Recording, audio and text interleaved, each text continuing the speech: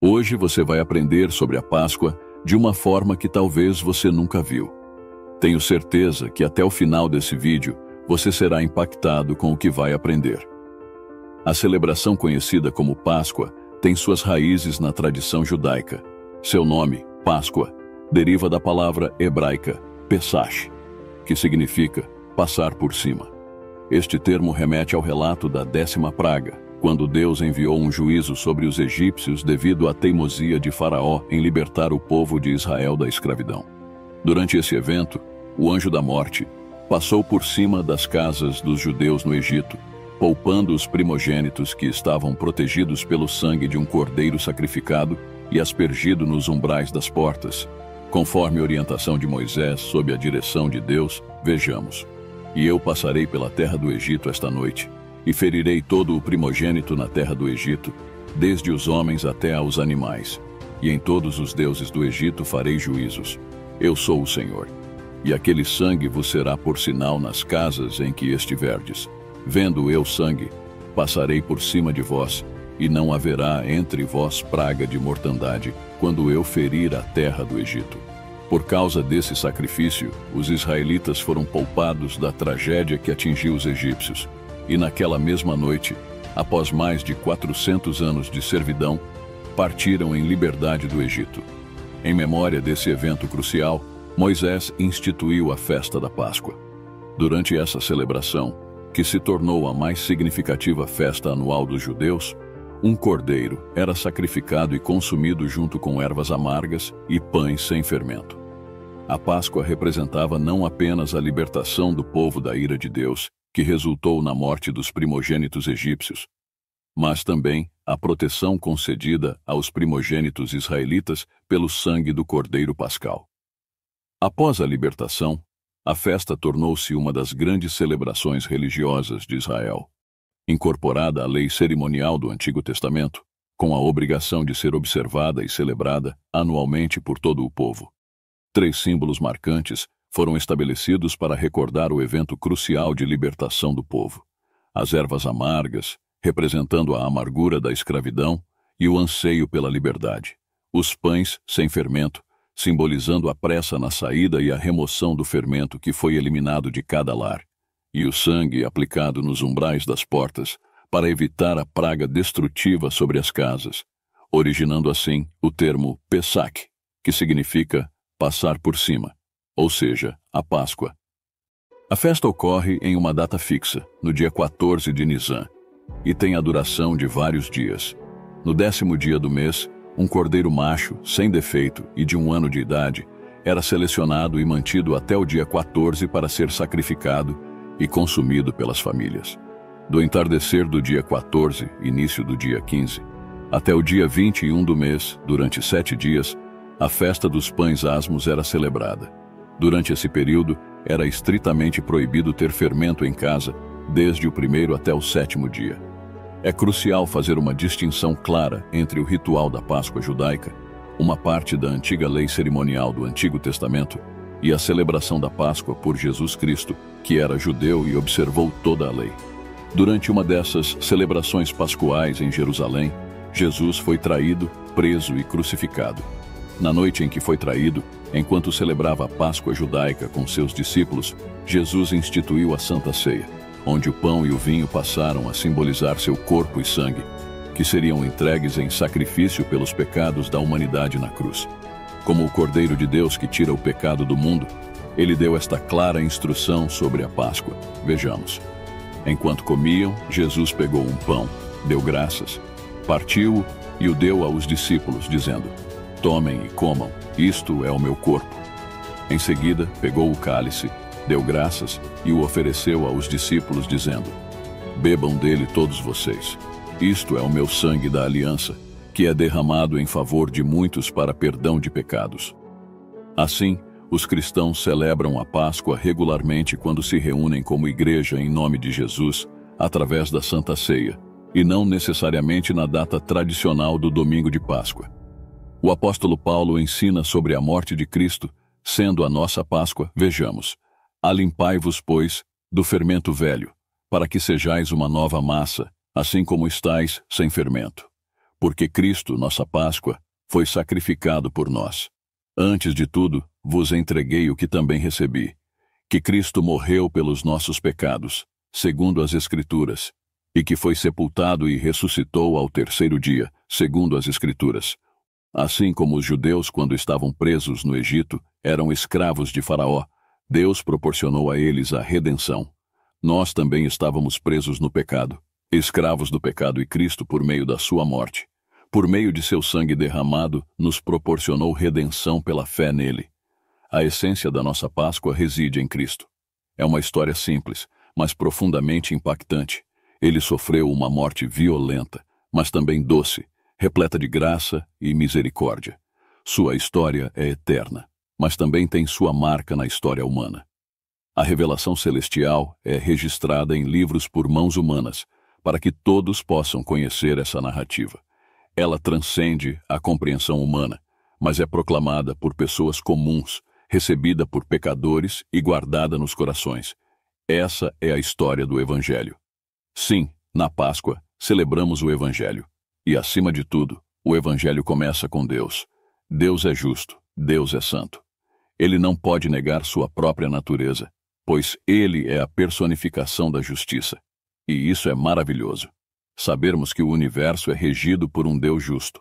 A medida precisa para satisfazer completamente a justiça divina foi o sacrifício humano, puro e imaculado, oferecido por Jesus na cruz, pois o pecado demanda um preço, a morte. E a morte do Filho de Deus, que se fez homem e jamais pecou, foi suficiente para aplacar a ira divina sobre seus eleitos e expiar os pecados deles. Após suportar tudo, Jesus declarou: "Está consumado", indicando que ele havia cumprido tudo o que era necessário para satisfazer a justiça de Deus para com seu povo. Ele pagou o preço integralmente. É crucial compreender que os pecados dos eleitos de Deus não foram expiados apenas pelo sofrimento físico e psicológico de Jesus na cruz. Nossos pecados foram expiados porque ele carregou nossos pecados naquela cruz. Vejamos, verdadeiramente ele tomou sobre si as nossas enfermidades e as nossas dores levou sobre si. E nós o reputávamos por aflito, ferido de Deus e oprimido. Mas ele foi ferido por causa das nossas transgressões e moído por causa das nossas iniquidades. O castigo que nos traz a paz estava sobre ele, e pelas suas pisaduras fomos sarados. Todos nós andávamos desgarrados como ovelhas, cada um se desviava pelo seu caminho. Mas o Senhor fez cair sobre ele a iniquidade de nós todos. Ele foi oprimido e afligido, mas não abriu a sua boca. Como um cordeiro foi levado ao matadouro, e como a ovelha muda perante os seus tosquiadores, assim ele não abriu a sua boca. E isso foi do agrado do Senhor moê-lo. A ira de Deus, que deveria ter caído sobre nós, foi direcionada para seu amado Filho. Ele sofreu completamente. Ele morreu, pois o salário do pecado é a morte. No terceiro dia, ele ressuscitou dos mortos. Agora, ele está à direita de Deus, e não há outro nome, em qualquer lugar, dado aos homens pelo qual possamos ser salvos, senão o nome de Jesus Cristo vejamos. E em nenhum outro há salvação, porque também debaixo do céu nenhum outro nome há, dado entre os homens, pelo qual devamos ser salvos. Não posso deixar de ensinar aqui sobre a forma que é celebrado a Páscoa nos dias atuais. Infelizmente, muitas pessoas não comemoram a Páscoa celebrando as boas novas do Evangelho, que é a crucificação e ressurreição de Cristo, mas comemoram apenas presenteando amigos e familiares com ovos de Páscoa. Vários costumes associados ao domingo de Páscoa têm suas raízes nas antigas celebrações da primavera em honra a Astarte, a deusa da fertilidade. Ela é referida na Bíblia como Astarote, a abominação dos Sidônios, e é conhecida como a Rainha do Céu, cuja adoração foi condenada por Deus. A origem do ovo de Páscoa está baseada nas tradições de fertilidade das raças indo-europeias. O coelhinho da Páscoa tem suas origens na tradição pré-cristã da fertilidade. Lebres e coelhos eram os animais mais férteis conhecidos por nossos antepassados e serviram como símbolos de nova vida abundante na primavera. Os rituais e costumes da fertilidade foram incorporados à prática religiosa, e o mundo aceitou essa prática, encobrindo o verdadeiro significado da Páscoa.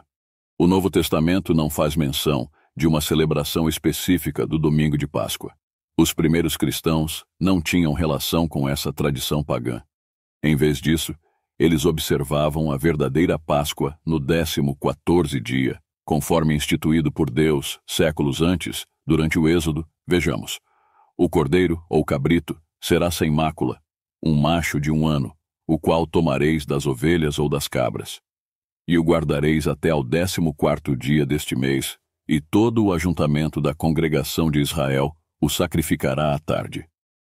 Jesus Cristo mesmo participou dessa festa, e como já aprendemos, deu a ela um significado mais profundo sob a nova aliança, ao instituir os símbolos do pão e do vinho, representando seu corpo sacrificado e seu sangue derramado em favor de nossos pecados. Ele é o Cordeiro de Deus, oferecido como o sacrifício verdadeiro da Páscoa pelos pecados do mundo. Vejamos. No dia seguinte, João viu a Jesus que vinha para ele e disse: Eis o Cordeiro de Deus, que tira o pecado do mundo. Jesus instruiu seus seguidores a continuarem observando essa festa em sua memória e da sua morte. Vejamos. Porque eu recebi do Senhor o que também vos ensinei, que o Senhor Jesus, na noite em que foi traído, tomou o pão. E tendo dado graças, o partiu e disse: Tomai e comei. Isto é o meu corpo, que é partido por vós. Fazei isto em memória de mim. Semelhantemente também, depois de cear, tomou o cálice, dizendo: Este cálice é o novo testamento no meu sangue. Fazei isto todas as vezes que beberdes, em memória de mim. Porque todas as vezes que comerdes este pão e beberdes este cálice, anunciais a morte do Senhor, até que venha. No entanto, surgiram pressões para substituir a observância da verdadeira Páscoa pelos costumes populares do domingo de Páscoa. Esse movimento gerou muitas controvérsias ao longo dos séculos seguintes.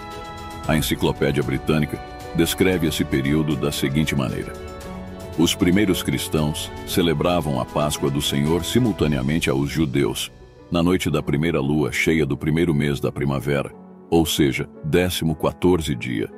No meio do 2º século, a maioria das igrejas havia transferido essa celebração para o domingo após a festa judaica. Entretanto, algumas igrejas da Ásia Menor mantiveram o costume antigo e foram acusadas de judaizantes. Após prolongadas e acirradas controvérsias sobre a data, que é determinada pelo calendário lunar, definiu-se no Concílio de Nicéia que a Páscoa seria celebrada no primeiro domingo após a lua cheia que sucede o equinócio da primavera. O domingo de Páscoa tornou-se o ponto central de uma estrutura litúrgica fixa nos tempos e festivais anuais da Igreja. Embora o domingo de Páscoa tenha uma clara origem pagã, os líderes cristãos dos primeiros 2 séculos após a crucificação de Cristo adotaram a mesma abordagem para estabelecer o novo feriado religioso, o que também foi aplicado posteriormente ao estabelecimento do Natal. Acreditando na liberdade das pessoas para escolherem seus próprios tempos e costumes de adoração a Deus, gradualmente começaram a substituir a observância da Páscoa do 14º dia, prescrita na Bíblia, pela celebração do domingo de Páscoa, uma criação do raciocínio humano. Atrair adoradores pagãos para o cristianismo e manter sua devoção era mais fácil ao identificar a festa da ressurreição da primavera das religiões pagãs, a muito conhecida, com a ressurreição de Cristo. O preconceito contra os judeus também parece ter desempenhado um papel significativo na decisão dos líderes da Igreja de fazer essas mudanças.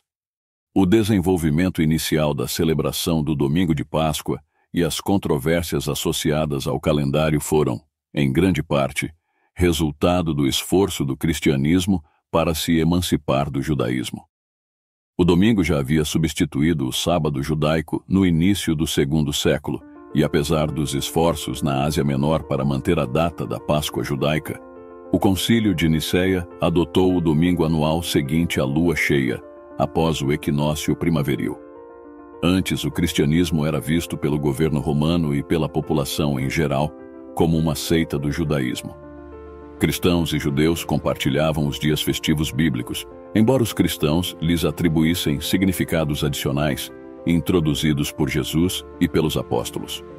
No entanto, duas revoltas judaicas contra o Império Romano resultaram em perseguições generalizadas aos judeus e na supressão de suas práticas religiosas. Os judeus foram expulsos de Jerusalém e proibidos de retornar, sob pena de morte. Sob essa grande pressão, alguns cristãos começaram a abandonar crenças e práticas consideradas muito judaicas. Com o tempo, muitos deixaram de observar o descanso e o culto semanal no sábado, em favor do culto no domingo, dia pagão do sol, e também abandonaram a Páscoa bíblica em favor do domingo de Páscoa, para se distanciar dos judeus. A Nova Enciclopédia Católica explica. Vejamos, inicialmente, ambas as observâncias, a Páscoa bíblica do 14º dia e o domingo de Páscoa, eram permitidas, mas gradualmente percebeu-se que era absurdo os cristãos celebrarem a Páscoa numa festa judaica, e foi exigido que a principal festa cristã fosse comemorada em unidade.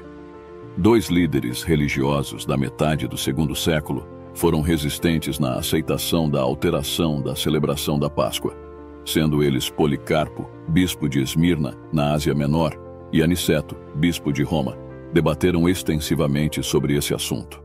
Aniceto defendia a observância do domingo de Páscoa, enquanto Policarpo, um estudioso do apóstolo João, sustentava a observância da Páscoa cristã no dia 14 de Nisan, o primeiro mês do calendário eclesiástico judaico, independentemente do dia da semana. Policarpo ensinava a observância da Páscoa conforme a igreja primitiva havia feito. Eusébio mencionou que Policarpo afirmou que este era o modo que ele sempre havia observado com João, o discípulo do Senhor, e o resto dos apóstolos, com quem havia sido associado. Esses cristãos do segundo século ainda seguiam o exemplo de Jesus Cristo em observar a Páscoa bíblica. Infelizmente, o raciocínio humano prevaleceu sobre as instruções de Deus e o exemplo de Jesus Cristo e de seus discípulos. À medida que o domingo de Páscoa substituiu o lugar da Páscoa bíblica, não houve apenas uma mudança na data, mas também uma alteração no foco. Em vez de honrar a morte de Cristo, conforme prescrito nas Escrituras, o novo feriado foi concebido para celebrar sua ressurreição. Essa mudança de tema se adaptou facilmente aos símbolos de fertilidade dos pagãos e contribuiu para distinguir a comunidade cristã dos judeus, um dos objetivos principais dos líderes da igreja daquela época. Embora a ressurreição de Cristo seja uma parte crucial da esperança que temos de ser ressuscitados e seja essencial para o cumprimento do plano de salvação de Deus, as Escrituras não nos instruem explicitamente para celebrar esse evento. Na verdade, o amor de Deus é primordialmente demonstrado à humanidade através da crucificação de Jesus Cristo. Vejamos. Porque Deus amou o mundo de tal maneira que deu o seu Filho unigênito, para que todo aquele que nele crê não pereça, mas tenha a vida eterna. Assim também Cristo, oferecendo-se uma vez para tirar os pecados de muitos, aparecerá segunda vez, sem pecado, aos que o esperam para a salvação. Sua morte, pela qual nossos pecados podem ser perdoados, é a cerne da Páscoa, e não sua ressurreição. Muitos dos detalhes de sua morte e dos eventos que cercaram foram profetizados nas Escrituras hebraicas, com muitos anos de antecedência. A decisão voluntária de Deus de oferecer seu Filho unigênito e a aceitação de Jesus Cristo em entregar sua vida à tortura e execução como sacrifícios pelos pecados da humanidade foram ações muito mais significativas do que a demonstração do poder de Deus sobre a morte por meio da ressurreição. Não há dúvida de que a Bíblia aborda o tema do pecado e da nossa necessidade de perdão e reconciliação com Deus, o cerne da Páscoa bíblica e dos dias dos pães asmos, muito mais frequentemente do que a questão da ressurreição. Na versão da Bíblia Almeida Revista e Corrigida, a palavra pecado é mencionada 559 vezes, enquanto ressurreição aparece apenas 41 vezes. É importante lembrar que foi o pecado que levou à morte de Cristo. Somente através do arrependimento dos nossos pecados e da reconciliação com Deus pela morte de Cristo, podemos ter esperança de ressurreição. No entanto, isso não significa subestimar a importância da ressurreição de Cristo. Ela também é um passo crucial no processo de salvação. Após sermos reconciliados com Deus pela morte de seu Filho, somos salvos pela vida de Cristo, que intercede por nós como nosso sumo sacerdote e vive em nós através do Espírito Santo, nos auxiliando a vencer o pecado. Vejamos. Porque se nós, sendo inimigos, fomos reconciliados com Deus pela morte de seu Filho, muito mais, tendo sido já reconciliados, seremos salvos pela sua vida. O processo de nos libertarmos do pecado é simbolizado na festa bíblica que segue a Páscoa, os dias dos pães asmos, durante os quais ocorreram a ressurreição de Cristo. No entanto, a Bíblia não instrui os cristãos a realizarem uma celebração especial da ressurreição de Cristo, e não há nenhum relato bíblico dos primeiros cristãos fazendo isso. Pelo contrário, tanto Jesus Cristo quanto o apóstolo Paulo esperam que os discípulos de Cristo comemorem sua morte sacrificial por meio de uma cerimônia especial. Vejamos. Alimpai-vos, pois, do fermento velho, para que sejais uma nova massa, assim como estáis sem fermento. Porque Cristo, nossa Páscoa, foi sacrificado por nós. Ainda assim, a celebração do domingo de Páscoa acabou prevalecendo. Aqueles que se convenceram ao exemplo de Cristo, de observar a Páscoa e os dias dos pães asmos, se tornaram uma minoria e foram perseguidos por aqueles que optaram pelo domingo de Páscoa. A decisão de celebrar a Páscoa no domingo foi baseada na ideia de que Cristo ressuscitou do túmulo cedo, numa manhã de domingo. A tradição popular sustenta que Cristo foi crucificado numa sexta-feira e ressuscitou no domingo. No entanto, essas suposições não encontram respaldo no relato bíblico. Em Mateus capítulo 12, alguns escribas e fariseus pediram a Jesus um sinal para provar que ele era o Messias. Jesus respondeu que o único sinal que dariam seria o profeta Jonas. Vejamos. Pois, assim como Jonas esteve 3 dias e 3 noites no ventre da baleia, assim também o Filho do Homem estará 3 dias e 3 noites no coração da terra. Então, como conciliar 3 dias e 3 noites no coração da terra com uma crucificação numa sexta-feira à tarde e um despertar num domingo de manhã? O conceito tradicional de sua crucificação e ressurreição só permite que Jesus tenha estado no túmulo por 1 dia e meio. Alguns tentaram resolver essa aparente discrepância argumentando que a declaração de Cristo sobre 3 dias e 3 noites não exige literalmente 72 horas, e que parte de um dia pode ser contada como um dia inteiro. Assim, eles sugerem que Jesus morreu por volta das 3 horas da tarde de sexta-feira e que o restante daquele dia, o sábado completo, e parte do domingo comporiam os 3 dias. No entanto, essa explicação deixa de contar 2 noites apenas, a de sexta-feira e a de sábado. Além disso, a Bíblia indica que Jesus já havia sido ressuscitado antes do amanhecer de domingo. Vejamos. E no primeiro dia da semana, Maria Madalena foi ao sepulcro de madrugada, sendo ainda escuro, e viu a pedra tirada do sepulcro. Portanto, essa interpretação comum que Jesus morreu na sexta-feira não se alinha completamente com o relato bíblico. Cristo especificamente menciona Jonas, onde Jonas ficou 3 dias e 3 noites nas entranhas do peixe. Vejamos. Preparou, pois, o Senhor um grande peixe, para que tragasse a Jonas. E esteve Jonas 3 dias e 3 noites nas entranhas do peixe. Não há motivo para acreditar que esses dias e noites foram fragmentados. Assim, interpretar a declaração de Jesus como apenas 2 noites e 1 dia, e partes de 2 dias, compromete a integridade de suas palavras. Se Jesus esteve no túmulo apenas da tarde de sexta-feira até a manhã de domingo, então o sinal de que ele deu de ser o Messias prometido não teria sido cumprido. A validade de sua afirmação como Messias depende do cumprimento de suas próprias palavras, e isso é uma questão de grande importância. É necessário examinar minuciosamente os eventos daqueles dias cruciais.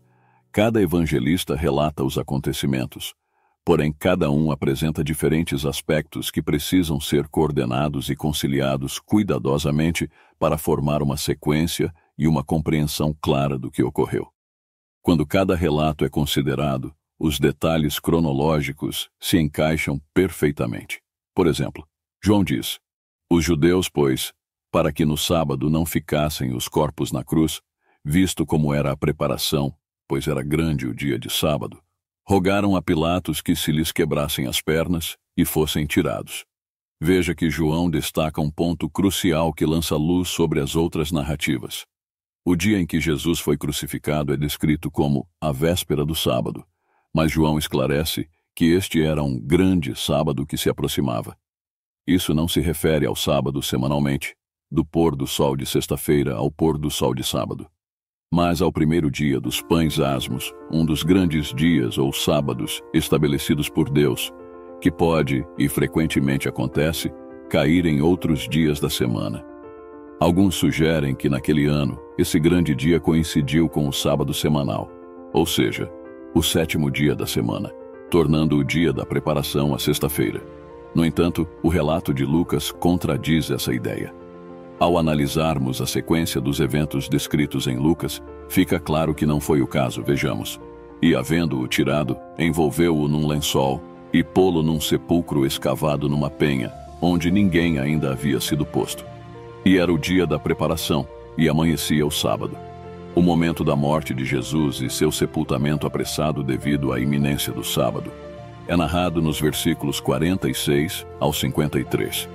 Logo em seguida, o versículo 54 afirma: era o dia da preparação e o sábado estava começando. Muitos interpretaram erroneamente que o texto estava se referindo ao sábado semanal.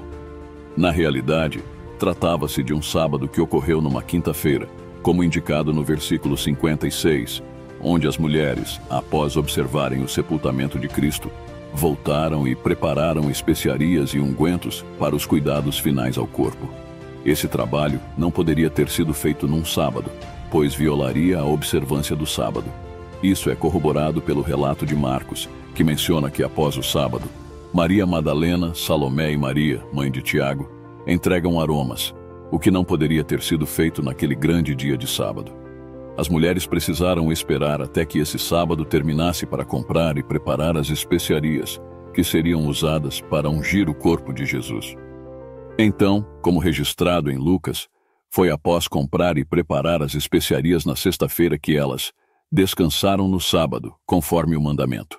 Esse segundo sábado classificado nos evangelhos é o sábado semanal regular, observado do pôr do sol de sexta-feira até o pôr do sol do sábado. Ao compararmos os detalhes em ambos os evangelhos, onde Marcos diz que as mulheres transitaram após o sábado, e Lucas relata que elas prepararam as especiarias e então descansaram no sábado, fica claro que são classificados 2 sábados diferentes. O primeiro foi um grande dia, o primeiro dia da festa dos pães asmos, que naquele ano decaiu numa quinta-feira. O segundo foi o sábado semanal do 7º dia. Após descansarem no sábado semanal regular, as mulheres foram ao sepulcro de Jesus cedo, no primeiro dia da semana, domingo, ainda escuro, e descoberto que ele já havia ressuscitado. Quando consideramos as Escrituras em conjunto, os relatos dos evangelhos se harmonizam e confirmam a validade da promessa de Jesus de que estaria no túmulo por 3 dias e 3 noites, não apenas parte desse tempo. No Evangelho de Marcos diz: e Jesus, tendo ressuscitado, apareceu na manhã do primeiro dia da semana, primeiramente a Maria Madalena. Estes versículos não indicam que Jesus ressuscitou cedo na manhã de domingo, mas que ele apareceu cedo, na manhã de domingo, a Maria Madalena, tendo já ressuscitado algum tempo antes. Quando analisamos os detalhes em todos os 4 relatos dos evangelhos, o quadro fica claro. Jesus foi crucificado e sepultado no final da tarde de quarta-feira, pouco antes de um sábado, que começou ao entardecer. No entanto, este era um grande sábado, caindo naquele ano, no 5º dia da semana, do pôr do sol de quarta-feira ao pôr do sol de quinta-feira, ao invés de um sábado semanal, que é do pôr do sol de sexta-feira ao pôr do sol de sábado. Ele apareceu sepultado do pôr do sol de quarta-feira até o pôr do sol do sábado, depois de ser ressuscitado dos mortos. Assim, quando Maria Madalena chegou ao sepulcro, no domingo pela manhã, antes do amanhecer, enquanto ainda estava escuro, ela encontrou uma pedra removida e o sepulcro vazio. Sem dúvida alguma, a duração do sepultamento de Cristo, antes de sua ressurreição, que ele predisse como prova de seu caráter messiânico, foi exatamente o tempo que ele disse que seria, igual aos 3 dias e 3 noites que Jonas ficou na barriga do grande peixe. Assim, Jesus se manifestou na tarde de sábado, próximo ao entardecer, não no domingo ao amanhecer, perfazendo assim exatamente 3 dias e 3 noites depois que foi colocado no túmulo, antes do pôr do sol da quarta-feira. A profecia de Cristo sobre o tempo que ele ficaria no túmulo foi cumprida com precisão. Como a maioria das pessoas não entende os grandes dias bíblicos observados por Jesus Cristo e seus seguidores, então elas não conseguem entender os detalhes cronológicos precisos que foram preservados para nós nos evangelhos. Ele é o único caminho, a verdade absoluta e a fonte da vida eterna, e ninguém pode se aproximar de Deus senão por meio dele.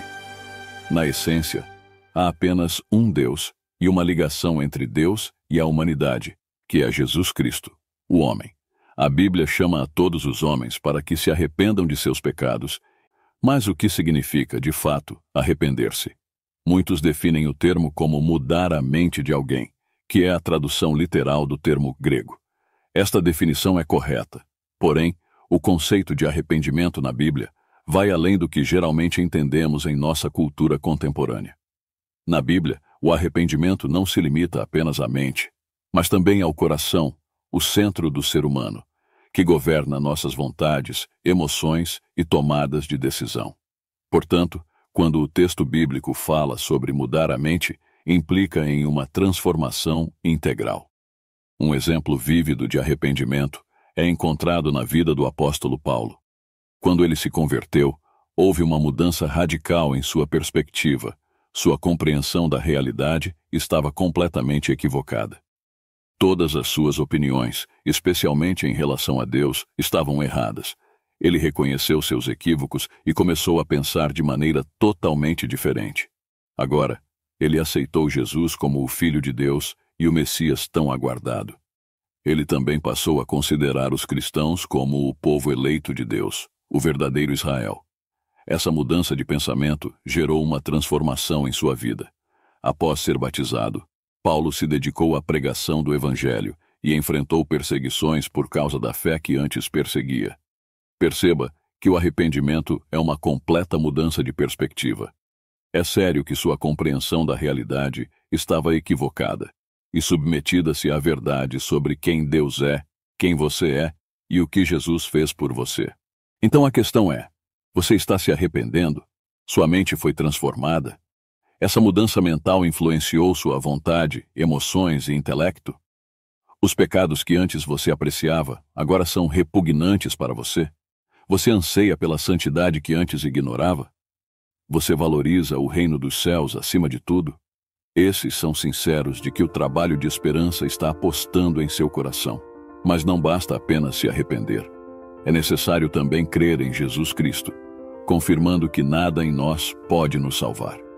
A verdadeira verdade é a compreensão de que não temos nada a oferecer, exceto clamar pela cruz de Cristo. É o reconhecimento de que nossa única esperança está na pessoa e na obra de Jesus Cristo.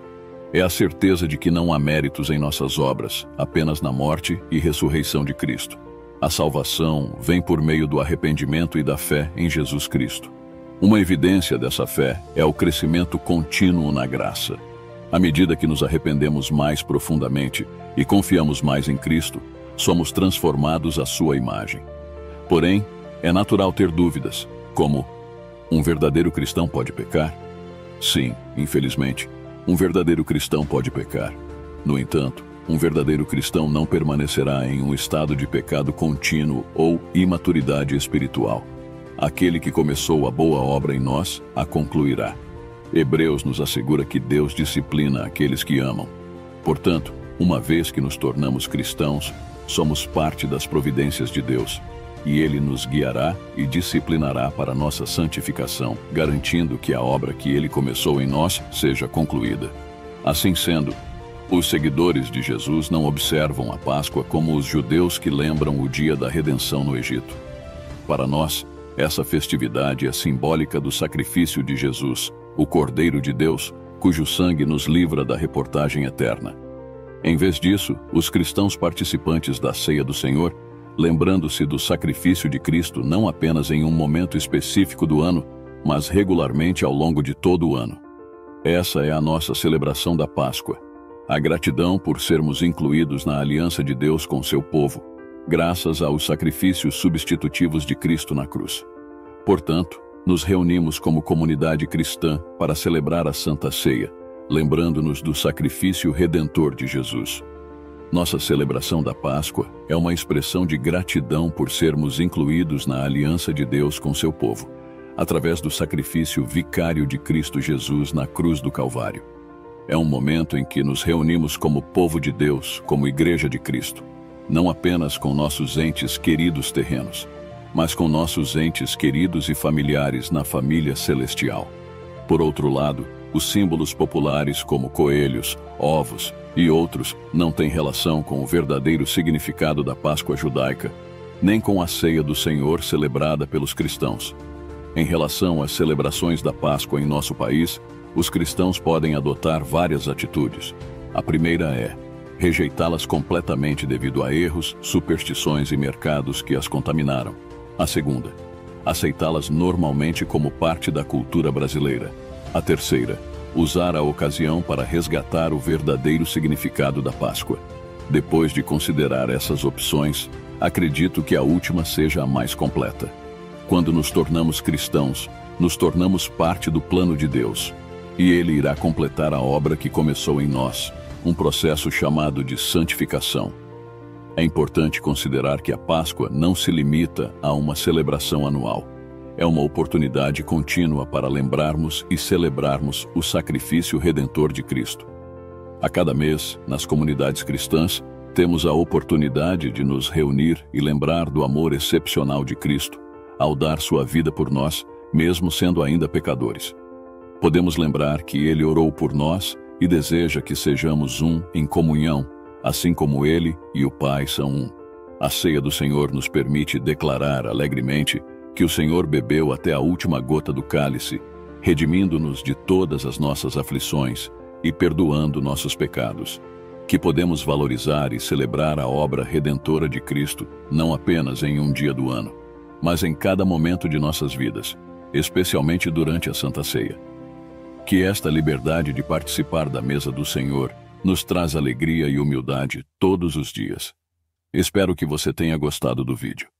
Deixe seu comentário sobre o que você achou do que foi ensinado, isso é importante para o crescimento do canal. Deus abençoe. Creia em Jesus e será salvo tu e tua casa. Até o próximo vídeo.